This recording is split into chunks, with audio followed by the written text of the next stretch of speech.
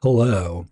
It's been a short week in the US and yet somehow an incredibly long week. I don't know about you, but like Tuesday and Wednesday seem to take forever, and then suddenly here we are. It's the end of the week. It's time to talk about startup stuff. The recap for startup-y stuff this week is that, as usual, I will take you through five major stories that are impacting the startup community at large and the Portland startup community, get you up to date on all things startup-y and make sure that you're informed. As I do, just trying to help you out, just trying to help keep you in the loop, as it were. First and foremost, I wanted to start with a blog post by Devin Gaffney. And a huge fan of Devin. I was lucky to work with him a couple times at Pi, both when he was with a Pi company and when he was working on his own company. Incredibly intelligent guy. Full disclosure, I'm the co-founder and general manager of Pi. Devin on the Portland Startup Slack. He's the reason that Social Beer has an in real life gathering. He kind of started that whole effort. He's helped a number of companies in town as both a consultant and somebody working as a CTO kind of thing. Anyway, Devin's ridiculously smart, and he's been, doing the machine learning and those kind of things, and I always appreciate that kind of thing. But what I appreciate most about what Devin did this week was he put out a blog post, not a social media update. He didn't put it on LinkedIn. He went to his blog and he wrote a blog post like it was 2010 or something, which made me super nostalgic and super happy because I used to love it when everybody would blog. And actually, Swiss Miss had this whole thing on Threads, I'm remembering this week or over the weekend, that I should link up, that she was reminiscing and nostalgic about the days when everybody used to blog. So that probably kind of set me up to Devin writing this blog post.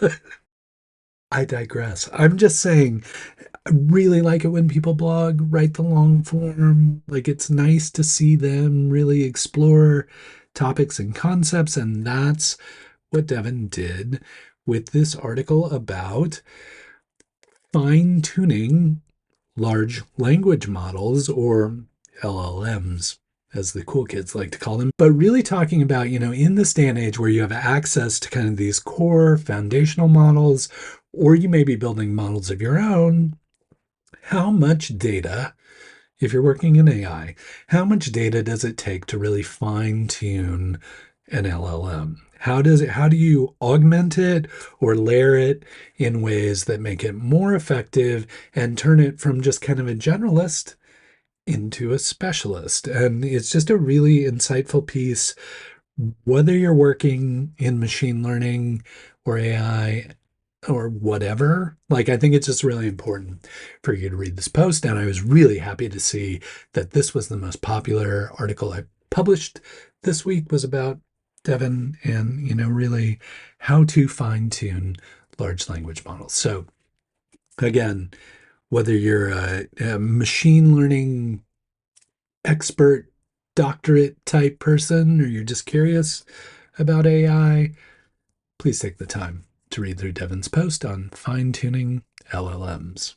Look, I love startup founders. I care about you. Let me do one thing for you. Let me send you a recap of the week every single week. I'm happy to do it, and we can automate the whole thing. Just click subscribe, and I'll be there for you every week with all the startup news. So this one of international startup importance, national startup importance, definitely Portland startup importance, but talked about it in the past. For the past decade or so or longer, have had the opportunity to be part of the South by Southwest pitch competition as both an advisor and a judge, really to help startups get a global stage to pitch about what they're building and what kind of companies they made. If you're not familiar with South by Southwest Pitch, it's an opportunity to attend the event that occurs in Austin in March every year and really share the story of your startup on a global stage. Now, there have been any number of Portland companies that have participated in the past. I believe Helios was awarded like a big time winner at the event one year. I can't remember exactly what year, but I definitely remember them winning. And if you're not familiar with Helios, they're the ones who are building that shoe manufacturing center, innovation center in Old Town. But anyway, like what I'm saying is this is not outside your reach. Like Portland is building awesome startups that have garnered attention and the ability to participate at South by Southwest on the South by Southwest pitch stage. Dorsum, I think, was another one. I think Leo got to go down and participate in South by Southwest. Anyway, I'm sorry. Names are bubbling up. But all I'm saying is that South by Southwest pitch, were I involved in it or not, is a great opportunity for you to get exposure for your startup, for you to get an opportunity to attend South by Southwest, which is a big event and super fun. But here's the thing, like they do have an application fee. It's not exorbitant, but right now is early bird pricing for that application. So if you're working on a startup, I don't care where you are. If you're in Portland, I would definitely love to see you on stage, but you could be building a startup anywhere. I just like startup founders. So I want you to know that if you're a startup founder working on a startup that you think is ready to take the South by Southwest stage, please get your application in this weekend for South by Southwest Pitch so that you can take advantage of the early bird pricing. If you need to procrastinate, you're like, I can't do it this weekend, you can still get your application in. It's just this weekend's going to be cheaper than later on. So I hope you take that opportunity. I would love to see your company come through as I'm doing my judging and whatnot. Get that application in while it's cheap because you're a startup. You don't have a lot of time. You don't have a lot of money. You need exposure. So please consider South by Southwest Pitch. So I was just talking about this last week or the week before. Company organization that started as the Portland Independent Chamber of Commerce, Peacock, and then became Business for a Better Portland, rebranded and repositioned as simply Better Portland. Great organization. I was lucky to be part of the advising team when it was founded because it was started by a bunch of startup founders who said, hey, what if instead of being like combative with local government, we were collaborative? What if startups and business collaborated with local government? Would we get more done? Probably. And so that was their whole premise. But they continue to retain that premise. And this week, I was really happy to see them release something that I'm like, this is it. This is what I rely on Better Portland to do. Because, I mean, you're a startup founder. You've got too much to do. Let's be honest. You're juggling too much as a startup founder. I'm doing a lot. I'm not even a startup founder, and there's a lot of stuff going on. I can't pay attention to everything. And so Better Portland did this thing that is like, yep, that's exactly what I pay my membership dues for. That's exactly why I'm part of Better Portland. And what was that thing? Well, I'll tell you. Better Portland has outlined for incoming politicians, folks who may garner the popular vote in the rank voting system as they take leadership positions in this new form of Portland government. Better Portland has said, here's what you need to do. Here's what you need to get done over the first 90 days of 2025. And here's what we expect you to get done by the end of 2025. So they've really kind of outlined this roadmap for what politicians could and should be doing to support entrepreneurs and startups in Portland. And I'm not going to read the whole post. It's great. It's composed by the entire board of Better Portland. But what I would like to do is take a second to read what they've outlined for the first 90 days of 2025, because I think you will agree that it's important, but you also might want to reflect on what they've suggested and provide your own insights. For economy, I will just say I tried to read this, and I edited out my flub, but it's setting off my OCD because all the bullets don't start the same or aren't positioned the same. That's all good. This is still good work, but forgive me if I stumble over this because I've tried it a few times now and I keep falling off. But anyway, be that as it may, here's what our friends at Better Portland have suggested and advised that all new elected officials in the new form of government in Portland focus on for the first 90 days of 2025. 1. All new elected officials must meet businesses where they are with a listening tour to hear their local challenges and recommended solutions. Refresh the membership of advisory bodies to balance long-heard voices with new voices representing a spectrum of businesses and backgrounds. Fast and liberal permitting for economy-boosting activity from public arts to building renovation. Establish an office of small business and entrepreneurship with the following key performance indicators. Establish standards for all local levels of government. Rapidly establish practical support for small business, including a comprehensive, regularly updated online resource library and small business liaisons representing the city, county, and metro levels. Now, I believe, and I know I've talked about this before, that there's already some work going with the Office of Small Business.